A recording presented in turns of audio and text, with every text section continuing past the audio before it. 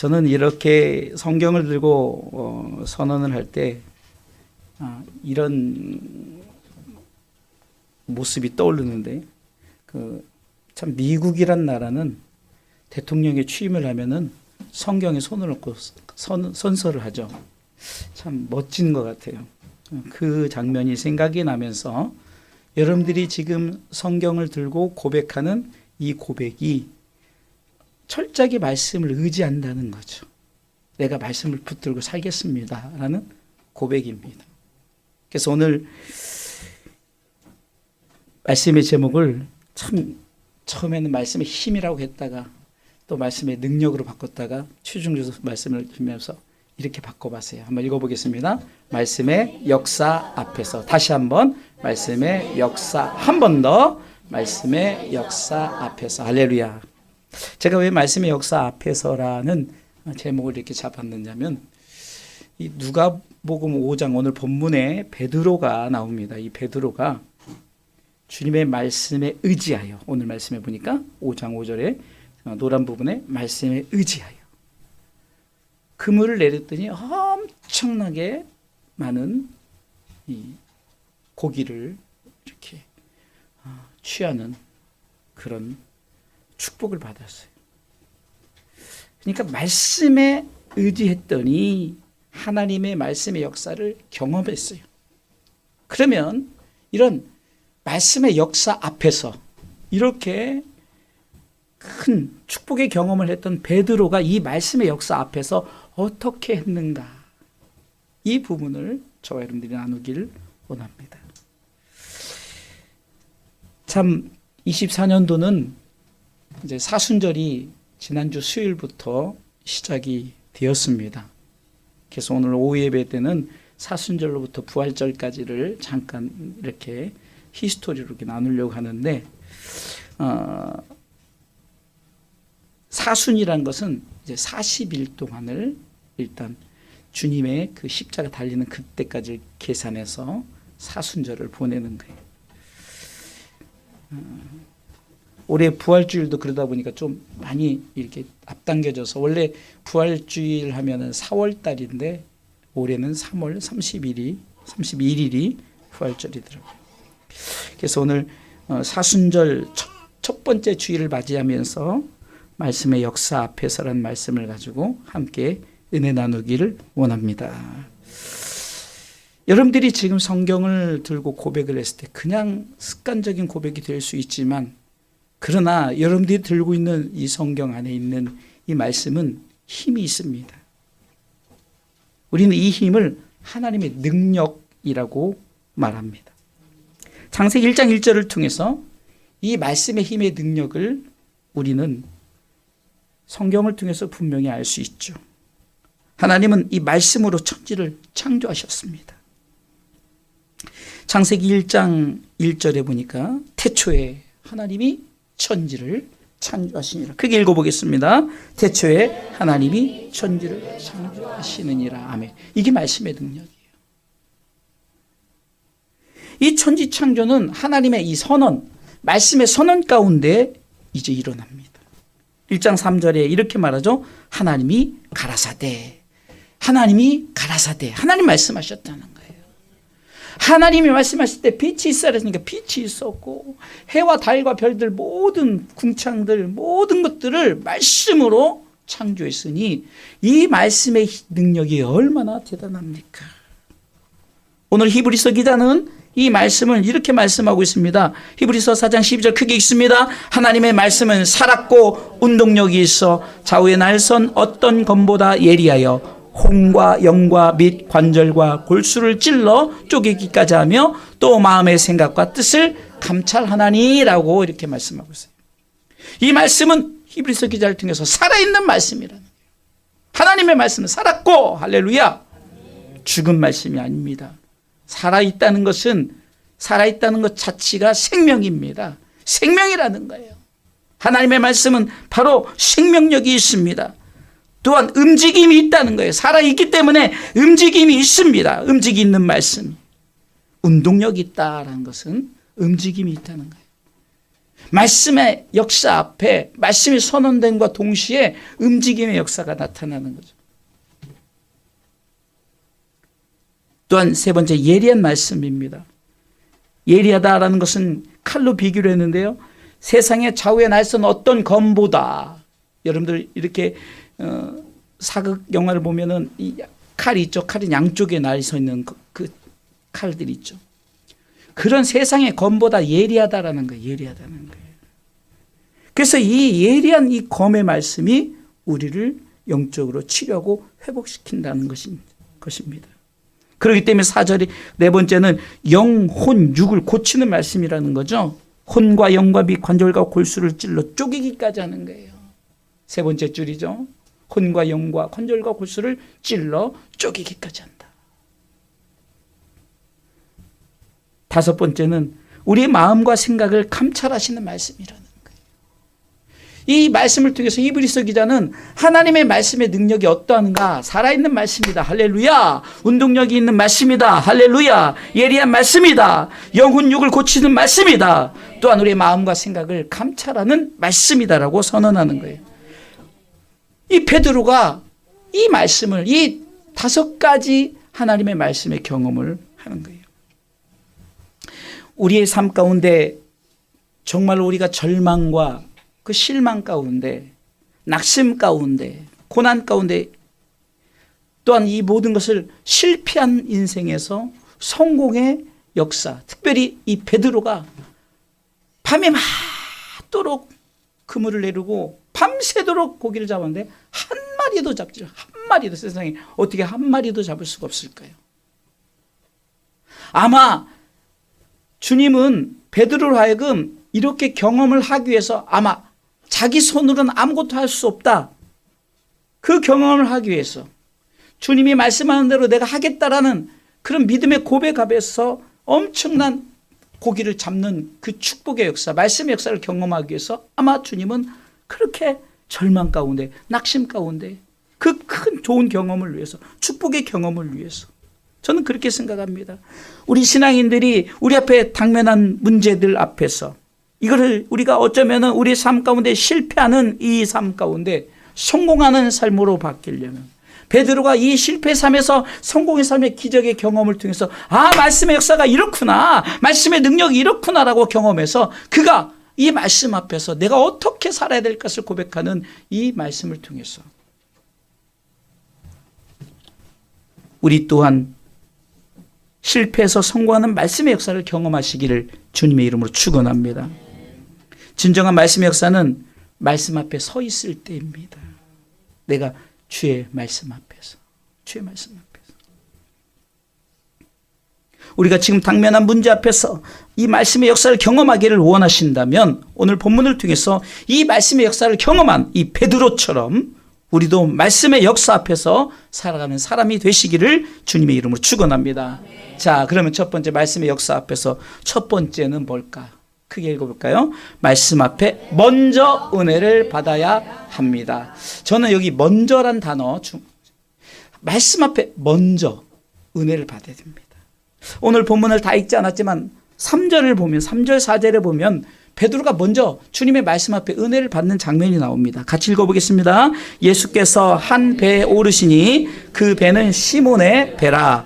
육지에서 조금 뛰기를 청하시고 앉으사 배에서 무리를 가르치시더니 말씀을 마치시고 시몬에게 이르시되 깊은 데로 가서 그물을 내려 고기를 잡으라. 자, 본문의 배경에 보면 베드로가 먼저 말씀을 가르치는 주님 앞에 말씀을 먼저 경험을 했어요.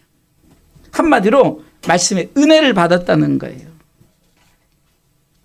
우리는 말씀을 듣고 우리가 서로 이렇게 고백하죠. 뭐라고 고백하죠? 말씀의 은혜를 받았습니다. 뭐라고요? 말씀의 은혜를 받았습니다. 우리는 이 말씀의 은혜를 받았다는 게 뭘까요? 정말로 오늘 목사님이 어쩌면 저렇게 예화도 멋지게 들고 어쩌면 정말 저렇게 그냥 또박또박 마치 연설가가 연설 잘 때 막 청중들이 박수를 치는 것처럼 그래서 말씀의 은혜를 받았습니까? 말씀의 은혜는 제가 좀 어눌하게 말을 하도, 요즘에 우리 사모님이 자꾸 말이 꼬인다고 말을 하는데, 이제 제가 비록 어눌하게 말을 한다 할지라도 말씀이 여러분들이 읽을 때는 제 말이 아니잖아요. 하나님 말씀이잖아요.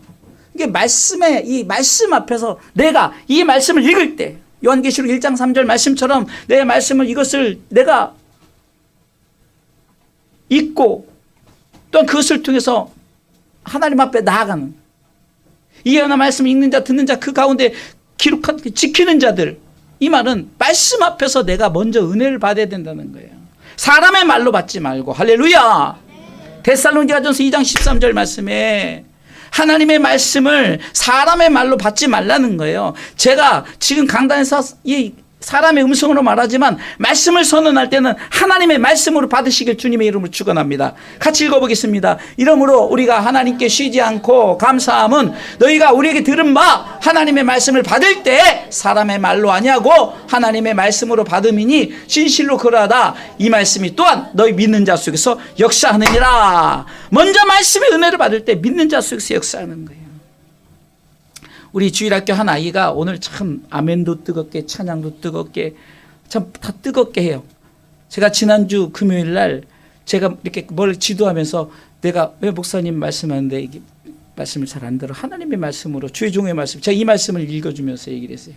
그랬더니 오늘 막 완전히 달라진 거예요.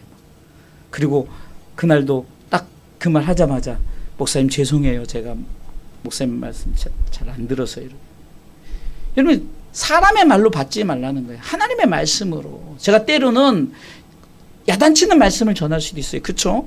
뭐 맨날 좋은 말씀만, 그냥 여러분들 이걸 주의해야 돼요. 영적 당뇨병. 제가 여러분들 그냥 달콤하고 좋은 말씀만 맨날 주면 여러분들 당뇨병 걸려요. 영적으로. 저처럼. 당뇨병 걸리면 큰일 나요.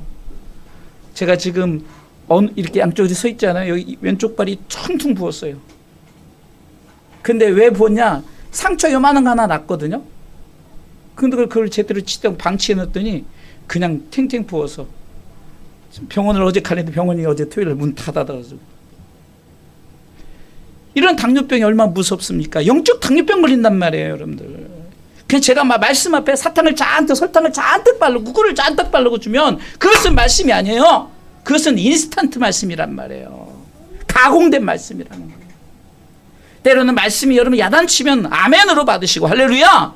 때로는 여러분들 기도하라면 기도하면 되고, 말씀이 역사하는 대로 말씀 앞에서 먼저, 베드로는 먼저 그가 그물을 내리기 전에, 그리고 그가 밤에 맞도록 수고했던 그 전에 말씀의 은혜를 먼저 받은 거예요.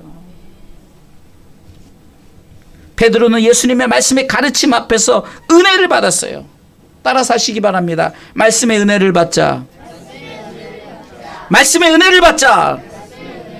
우리는 기적을 경험하기 위해서 우리가 먼저 해야 할 일이 먼저 말씀의 은혜를 받으시기 바랍니다.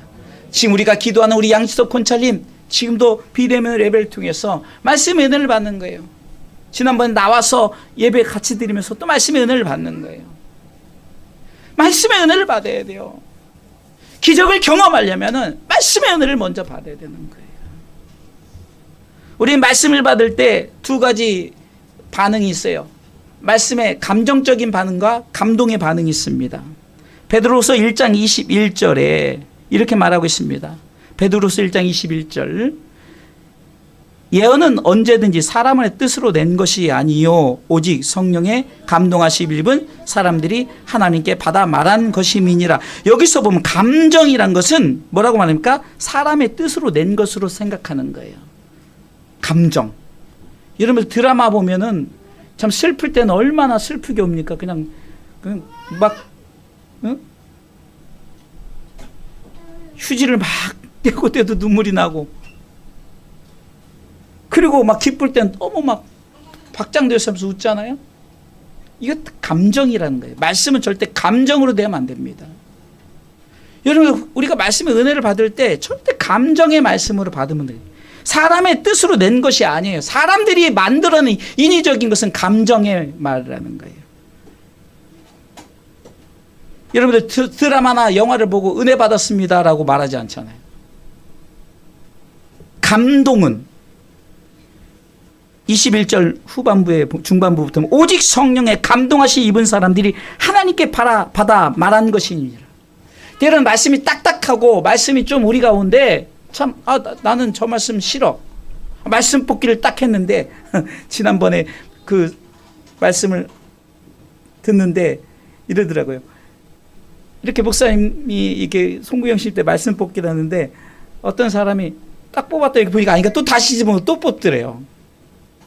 그럼 이거는 하나님의 말씀을 내 마음대로 오늘 이 말씀 주셨으니까 내 마음에 안 들어 툭 집어넣고 이 말씀 받고 자기 마음에 맞는 말씀을 받는 것이 아니라 모든 말씀은 하나님께서 성령의 감동을 통해서 기록하게 한 자들을 통해서 하나님이 직접 받아 말씀하게 하는 거예요. 사람의 말이 아니라는 거예요. 그러니까 절대 감정이 아니라 감동의 말씀이 되시기 바랍니다. 우리 그리스도인들은 말씀을 듣고 감동을 받았다. 성령의 역사를 통해서 심령의 변화를 받았어요. 그때 뭐라고 말합니까? 은혜 받았습니다 라고 말하죠. 그게 은혜인 거예요. 드라마 보고 은혜 받았습니다 하지 않잖아요. 우리 그리스도인들은 말씀을 통해서 정말로 내 마음에 성령의 감동이 주어지면 은혜 받았습니다라고 고백합니다. 그 이유는 하나님의 말씀은 하나님의 감동 가운데 기록된 것이기 때문이라는 거예요. 디모데후서 3장 16절은 이렇게 말합니다. 모든 성경 곧 모든 말씀은 하나님의 감동으로 된 것이다. 할렐루야. 하나님의 감동으로 된 거예요. 내 감정이 아닌 하나님의 감동으로 된 것인 줄 믿으시기 바랍니다. 자, 두 번째 말씀의 역사 앞에서 이 베드로는 어떻게 했는가? 먼저 말씀의 은혜를 받았죠. 두 번째는 말씀 앞에 순종합니다. 한마디로 말씀이 이끄는 삶을 살게 된 것입니다. 말씀의 은혜를 받은 사람은 주님의 말씀 앞에 무조건 순종합니다. 오늘 본문의 4절 말씀에 보니까 우리 같이 읽어보겠습니다. 누가복음 5장 4절 말씀 같이 읽습니다. 말씀을 마치시고 시몬에게 이르되 깊은 데로 가서 그물을 내려 고기를 잡으라. 아멘. 말씀을 마치시고 다시 말해서 말씀의 은혜를 받은 베드로에게 뭐라고 말합니까? 깊은 곳에 가서 그물을 내어 던지라는 거죠. 베드로의 직업은 어부입니다. 지금 깊은 곳에 그물을 내리라는 이 예수님의 원래 어렸을 때 그 부모의 직업이 뭐였어요? 목수였죠. 그렇다고 뭐 주님이 목수였다는 것은 아니지만 30년 동안 이 목수의 일을 같이 경험을 했어요. 목수가 바다를 더 잘합니까? 어부가 바다를 더 잘합니까? 당연히 어부가 바다를 더 잘하겠죠. 그런데 베드로는 목수인 예수님 앞에서 어부인 베드로가 철저하게 순종합니다. 오늘 본문을 읽었던 5절 말씀을 같이 베드로의 마음을 가지고 고백하겠습니다. 누가복음 5장 5절입니다. 읽습니다. 시몬이 대답하여 가로되 선생이여 우리들이 밤이 맞도록 수고를 하였을 때 얻은 것이 없지만은 말씀에 의지하여 내가 그물을 내리리다 하고. 아멘. 자기 상식을 내려놓았어요. 이 베드로는 예수님을 인간 목수로 본 것이 아니라는 거예요. 사람 예수를 본 것이 아니라 하나님의 아들 예수 그리스도를 보게 된 거예요. 그렇기 때문에 후에 이 베드로의 그 위대한 신앙 고백 중에 뭡니까? 마태복음 16장 16절에 주는 그리스도시요 살아계신 하나님의 아들이시리라고 고백하잖아요. 같이 읽어볼까요? 시몬 베드로가 대답하여 그러되 주는 그리스도시요 살아계신 하나님의 아들이시. 사람들이 나를 누구로 하느냐 할 때 많은 사람이 능력자 엘리야 같다, 예레미야 선지자 같다, 뭐 요즘으로 말하면 뜨는 엄청난 막 기적을 일으키는 그런 사람 예수를 본 것이 아니에요. 예수님을 그리스도시요 살아계신 하나님의 아들이십니다라고. 그렇기 때문에 사람의 생각으로 그물을 내린 것이 아니라 철저하게 그 말씀의 능력자이신 말씀이신 예수님 앞에 내가 당신을 믿고 내가 그물을 내리겠습니다라고 순종하는 모습을 볼 수가 있습니다. 말씀에 의지한다는 것은 말씀이 이끄는 삶을 살아간다는 거죠. 말씀이 명령하면은 말씀대로 쫓아가는 거예요. 창세기 12장 1절에 보면은 아브라함에게 나타나서 말씀합니다. 너는 내 본토 친척 아비집을 떠나 내가 지시할 땅으로 가라. 한마디로 지금 너 갑자기 잘 살고 있는데 너 이사 가라는 거예요. 그리고 저 멀리 가나안 땅으로 가라는 거예요. 5절 말씀 보겠습니다. 읽습니다. 아브라함이 그 아내 사라와 조카 롯과 하란에서 모든 소유와 얻은 사람들을 이끌고 가나안 땅으로 가려고 떠나서 마침내 가나안 땅에 들어갔더라. 아멘. 하나님의 뜻을 그는 알지 못했어요. 그러나 하나님의 뜻은 그 아브라함의 아버지 데라가 무엇을 직업이 뭐냐면 우상을 만드는 직업이었어요. 그 우상의 땅에서 떠나 내 축복의 땅으로 가라는 이 명령 앞에 이 아브라함은 갑니다. 말씀이 말씀하니까 말씀을 쫓아가는 거예요. 말씀을 쫓아갔다. 3절 말씀, 창세기 12장 3절 말씀 한번 보도록 하겠습니다. 자, 있습니다. 너를 축복하는 자에게 내가 복을 내리고 너를 저주하는 자에게 내가 저주하리니 땅의 모든 족속이 너를 인하여 복을 얻을 것이니라 하시니라. 할렐루야. 하나님의 이 말씀의 메시지 앞에 순종하다. 나는 축복의 사람이 될 것이다. 나는 회복의 사람이 될 것이다. 나는 이 병에서 고침받을 사람일 것이다 라고 말씀 앞에 말씀이 말하니까 지금 우리 사랑하는 양지섭 권찰님에게 말씀이 말합니다. 너는 반드시 내가 고칠 것이다 라고 할 때 아멘하고 순종하며 나가시길, 또한 우리가 함께 기도하시길 주님의 이름으로 축원합니다. 우리는 말씀이 우리 가운데 임할 때 순종하는 것을 마치 군인이 복종하는 것처럼 생각하는데 그거와 다릅니다. 일반적인 순종이 아닙니다. 철저하게 하나님의 말씀에 의지하여 나아가는 겁니다. 한마디로 말씀이 이끄는 삶이 되는 것입니다. 같이 고백하겠습니다. 말씀이 이끄는 삶이 되자. 다시 한번 말씀이 이끄는 삶이 되자. 여러분 말씀이 견인해 가는 거예요. 말씀이 여러분들의 삶을 견인해 가는 거죠. 이끌어 가는 거죠. 말씀의 은혜를 받은 사람은 말씀 앞에 순종하기에 삶 자체가 말씀이 이끄는 삶이 되어지는 거예요. 오래전에 기독교 서점에서 저 청년 때 베스트셀러가 된 책이 있죠. 저도 이 책을 읽고 감명받아 성도니가 또 말씀을 함께 나누기도 했죠. 그것은 책이 목적이 이끄는 삶이에요. 여러분 많이 들어보셨죠? 목적이 이끄는 삶. 세상은 물질이 이끄는 삶이고 세상은 능력이 이끄는 삶이고 한마디로 재력이 이끄는 삶입니다. 이 책은 목적이 이끄는 삶을 살자라고 말합니다. 그리스도인들은 분명한 목적을 가지고 살아가야 하고 그 목적이 있기에 목적이 이끄는 삶을 살아가야 한다고 말합니다. 그러나 우리는 이 목적이 이끌기에 앞서 목적보다 더 중요한 말씀이 이끄는 삶을 통해서 목적을 이루어 나가시길 주님의 이름으로 축원합니다.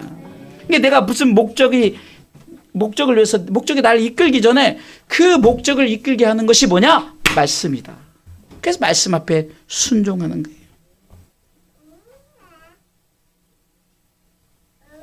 우리 아이들이 참 여러 가지 그 참고 도서가 있지만 가장 중요한 게 교과서잖아요. 교과서는 그 교과서를 편찬을 할 때 정말 이게 많은 교육자들이 정말 어떻게 가장 유익하고 좋게 교과서잖아요. 성경이 바로 교과서예요. 여러분 가끔은요, 참 말씀은 은혜를 못 받는데 요즘 그 베스트셀러나 좋은 그 성경의 말씀 또 세상의 말씀은 되게 은혜를 많이 받더라고요. 여러분 그렇게 되는 것이 아니라 말씀 앞에 은혜를 받으시기 바랍니다. 그 말씀이 여러분들의 그 목적을 이끌어갈 수 있도록 목적이 이끄는 삶이 아니라 말씀이 이끄는 삶, 말씀의 역사 앞에서 사는 사람들 되시길 주님의 이름으로 축원합니다. 세 번째 말씀의 역사 앞에서 세 번째 한번 읽어보겠습니다. 말씀의 역사 앞에서 이 베드로는 어떻게 했는가 읽습니다. 말씀 앞에 자신을 다 내려놓습니다. 다 내려놓네. 내려놓음. 또 참 책 중에 내려놓음이라는 책이 있었죠. 내려놓음. 내려놓음 책 다음에 또 나온 게 다 내려놓음이라는 책이 나왔어요. 이게 내려놓지를 못하니까 다 내려놓음이라고 나온지 모르지만 이 베드로가 여러분 보세요. 깊은 곳에 그물을 내리라 했더니 그렇게 순종했더니 엄청나게 많은 자기 배로는 감당을 못해서 옆에 그 동무들 배까지 다 가득 채우는 그 축복을 경험했어요. 한마디로 쉽게 말하면 여러분들에게 로또가 당첨됐다고 생각을 해보십시오.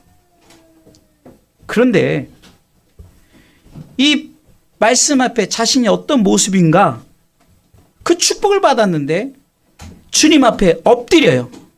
내려놓음의 자세는 엎드린다는 거예요. 예배자의 자세를 말하죠.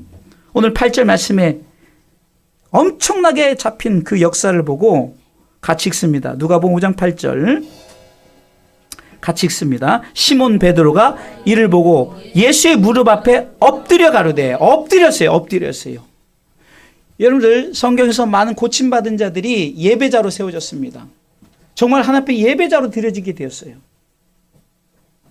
하나님께서 고치심과 동시에 저들은 예배자로 세워진 거예요. 대표적으로 사도행전 3장에 안전뱅이를 고쳤을 때도 성전에 뛰어가서 예배했습니다. 이게 바로 엎드림의 자세라는 거예요. 그리고 말합니다. 주여 나를 떠나소서. 주여 나를 떠나소서. 예수의 무릎 앞에 엎드릴 뿐만 아니라 주님 나를 떠나소서라고 고백하는 거예요. 이것은 뭡니까? 주님에 대한 고백을 하는 거예요. 베드로가 말씀을 경험하기 전에 예수님을 뭐라고 말합니까? 선생이라고 말합니다. 누가복음 5장 5절의 전반부에 시몬이 대답하여 가로되 선생이여, 이렇게 예수님을 선생이라고 말합니다.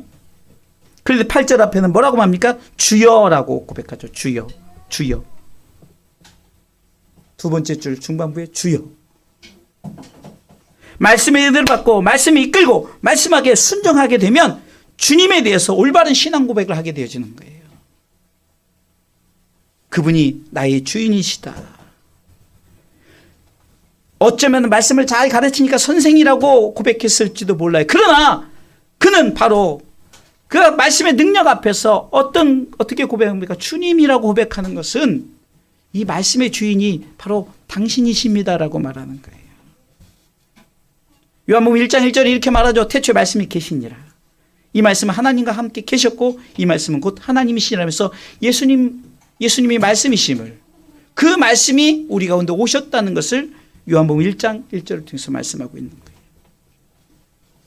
우리가 예수님을 될 때 말씀이 좀 그 가르침을 통해서 참 말씀이 참 좋다 이런 선생으로 그치지만 우리는 이 선생의 고백을 넘어서 주님이라고 주여라고 고백하는 영적인 업그레이드된 그런 믿음의 고백을 하는 성도들 되시길 주님의 이름으로 축원합니다. 또한 자신의 죄를 인정한다는 거예요. 다 내려놓는다는 것은 바로 이겁니다. 자신의 죄를 인정하는 겁니다. 오늘 8절 말씀의 맨 마지막에 나는 죄인이로소이다. 나는 죄인이로소이다. 사람들은 자신이 죄인인 것을 몰라요. 성경은 로마서 3장 23절에 모든 사람은 죄를 범하였음에 하나님의 영광에 이르지 못한다고 말하는 거죠. 이것은 다 모든 사람 응리하고 태어나면 다 죄인이라는 거예요. 그러면서 로마서 6장 23절에는 죄의 삭은 사망이요. 우리는 죄인은 다 사망이라는 거예요. 죽을 수밖에 없는 거예요. 그런데 하나님의 은사, 선물이 있어요. 하나님의 선물이 있는데 바로 예수 그리스도죠. 말씀이죠. 그분을 통해서 우리는 영생을 얻게 되는 줄 믿으시기 바랍니다. 내가 죄인입니다라고 고백해야 되는 거예요. 우리는 착각해요. 칭의라는 것은 내 스스로 의롭다 하는 것이 아니라 하나님이 나를 의롭게 칭하셨다. 칭의. 로마서 8장에 나오는 이 칭의는 하나님이 나를 의롭게 여기신 거예요. 더 이상 너는 죄인이 아니다. 하나님 우리를 죄인이 아니다라고 말하는데 난 자꾸 죄인입니다. 이것도 잘못된 거예요. 그러나 첫 고백은 내가 주님을 만났을 때 나는 죄인입니다. 물론 살인을 저진 사람은 살인에 대한 죄, 내가 어떤 다른 그 범죄를 도덕법, 윤리법 이런 것은 그것에 대한 죄를 말할 수 있지만 여기서 말하는 죄는 내가 예수를 믿지 못한 죄를 말하는 거예요. 그러나 예수를 믿지 못한 네 죄인이 예수 그리스도를 만났으니 예수님께서 말씀하시는 거예요. 넌 더 이상 죄인이 아니다. 의인이다라는 거예요. 저는 사도행전 26장 18절 말씀에 이 아그리빠 왕 앞에서 이 베드로가 고백한 자신이 이 변화된 이 말씀을 자주 여러분들에게 말씀을 드리는데 그의 삶이 어둠에서 빛으로, 한번 읽어볼까요? 그 눈을 뜨게 하여 어둠에서 빛으로, 사단의 권세에서 하나님께로 돌아가게 하고 죄사함과 나를 믿어 거룩게 된 무리 가운데서 기업을 얻게 하려 하심이라. 세 번째 줄입니까? 죄사함과 나를 믿어. 그러니까 내가 죄인이었는데 죄 사해졌어요. 그러니까 의인된 거예요. 그게 하나님의 영광의 나라에 들어가게 하신 것이죠. 이렇게 말씀의 역사 앞에서 선 사람은 세 가지죠. 첫 번째, 말씀의 역사 앞에 먼저 은혜를 받습니다. 할렐루야. 자, 두 번째는 말씀의 역사 앞에 순종합니다. 세 번째는 말씀의 역사 앞에서 자신을 다 내려놓습니다. 이 세 가지, 이 믿음의 역사 앞에서 선 사람. 그러면은 이런 말씀의 역사 앞에 서 있는 사람에게, 자, 우리가 이렇게 말씀의 역사 앞에 세 가지 은혜를 받았어요. 말씀에 먼저 은혜를 받았고, 말씀 앞에 순종하고, 또 말씀 앞에 자신을 다 내려놨어요. 이런 사람에게 주님은 첫 번째 사명을 주십니다. 사명. 베드로에게 사명을 주셨어요. 10절 말씀 읽어보겠습니다. 그 유명한 말씀입니다. 같이 읽습니다. 세베대의 아들로서 시몬의 동업자인 야고보와 요한도 놀랐습니다. 예수께서 시몬에게 일러 가라사대 때 무서워 말라. 이제 후로는 네가 사람을 취하리라 하시니, 고기를 취하는 것이 아니라 무엇을 취한다고요? 사람을 취한다. 흔히 말하는 네가 사람을 먹는 어부가 되겠다는 거죠. 고기를 낚는 것이 아니라 사람을 낚는 어부. 내가 너를 제자 삼겠다는 거죠. 복음 앞에 너를 쓰겠다는 거죠. 그때 제자의 길을 갑니다. 참 놀라운, 저는 11절이 참 이 말씀의 핵심 포인트라고 봐요. 읽어보겠습니다. 11절. 같이 읽습니다. 11절. 저희가 배들을 육지에 대고 모든 것을 버려두고 예수를 쫓으니라. 여러분들, 참 이 신천지나 이 잘못된 이 이단 사상자들은, 야, 이렇게 다 모든 것 내려놓고 주님을 위했던 것처럼 니네 재산 다 바치고, 어떤 사람은 저기 옛날에 그 여자 있잖아요. 그 무슨 그 피지란 땅? 저 외국 거기다가 다 모아놓고서나 여기가 천국이다 해가지고 그러는데, 그런 말씀이 아니죠. 말씀 앞에 경험했더니 내가 세상의 것을 이제는, 그전에는 세상의 것이 위에 있었어요. 그것을 조금 내려놓고, 세상의 것을 내려놓고 내가 말씀 앞에 살겠다라는 그런 의지죠. 그물이 찢어질 정도로 받은 축복을 다 내려놓죠. 아까도 말씀드린 로또의 축복을 받았는데 그것을 다 내려놓고 예수님을 쫓아간다. 뭐 이렇게 하라는 것이 아니라 베드로가 이랬다는 거예요. 그 엄청난 그물의 축복을 다 받았는데 그것을 다 내려놓았어요. 그리고 예수님을 쫓았죠. 성경이 이렇게 말합니다. 모든 것을 버려뒀다고. 모든 것을.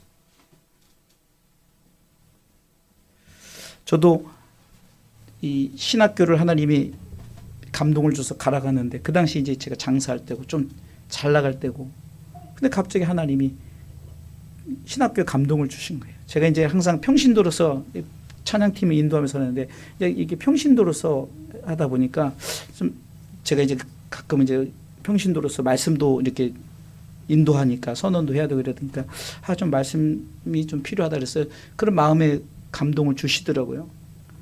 그리고 이제 제가 그렇게 마음을 이제 감동을 줬는데 좀 움직이긴 그렇잖아요. 다 내려놓고 이것을 이 길을 가기가. 그러니까 하나님이 안 되게 하는 거예요. 그러니까 안 되게 하는 방법도 저 대신 대타를 세워놓고, 지금 우리 저기 처남 집사님이 지금 그 일을 하고 있는데, 근데 다 내려놓으니까 이제는 또 다른 그 제2의 축복의 대상자. 가끔 그 처남 집사님이 저보고 그래요. 매형이 참 이거에는 뛰어난데. 그리고 그때 그 저에게 물건 대준 사장님도, 내가 그렇게 뛰어난데 왜, 이게 우리 교회도 처음에 있을 때 왔거든요. 가끔 이제 그때마다 헌금하면서 보니, 목사님은 장사 아주 재주가 있는데 왜 이렇게 하시냐 이러는데, 하나님이 그런 마음이 있으니까 안 되게 하는 거예요. 안 되게. 다 안 되게, 이것도 안 되게 저것도 안 되게. 그 점점점 막 갑자기 IMF가 터지고 막 이런 일들이 벌어지는 거예요. 그리고 제가 그 우리 사모님이 그 사실 그 건강원을 했어요. 건강원. 저는 장사 그렇게. 막 그렇게 했는데 그런 일들이 터지는 거예요. 그래서 베드로는 철저하게 그냥 다 세상의 모든 거 내려놓고 나갔어요. 저는 하나님이 다 막으시니까 이 길을 갔지만, 사는 성도 여러분, 결국은 저도 이 사명자로 또한 제자의 길을 가고 있지 않습니까? 여러분들이 이렇게 살라는 것이 아닙니다. 말씀의 역사 앞에서 먼저 은혜를 받고 말씀 앞에 순종하고 자신을 다 내려놓고 이렇게 살아간다면 여러분들의 삶 속에서 자연스럽게 복음을 위해서 사명을 갖고 제자의 길을 가게 된다는 사실이에요. 각자의 위치에서 여러분들이 이 제자의 길을 가시길 주님의 이름으로 축원합니다. 여러분들이 가장 가까운 가족 전도를 시작해서 여러분 아는 사람들 전도를 하고, 그래서 정말 이 사명을 감당할 때 세상이 그 어떤 것보다 그 영혼군, 어떤 분이 그러더라고요. 그 제가 잘 아는 장로님이, 목사님 제가 전도해서 그 온 분이 신앙생활 잘하면 저는 밥 안 먹어도 배부르대요. 목사님들보다 나은 것 같아요. 그런 마음을 갖고 여러분들 평신도로서 이 정말 이 복음 전도자의 사명을 살고 있잖아요. 여러분들 지금 가족들이 한 사람 한 사람 나오고 있어요. 이게 다 열매예요.